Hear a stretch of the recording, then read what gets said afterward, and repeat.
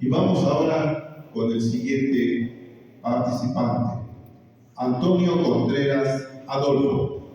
Él es estudiante de la Escuela General Miguel Alemán de Soledad Absorba. Lo recibimos con un fuerte aplauso.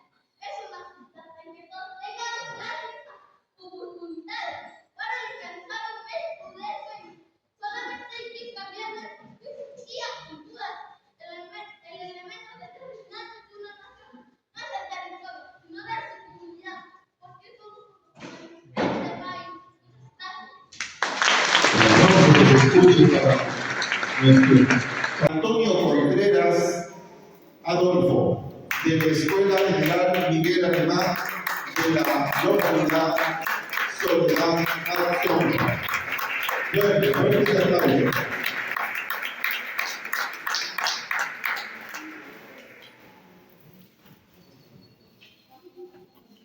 Y en el orden que vamos, es el turno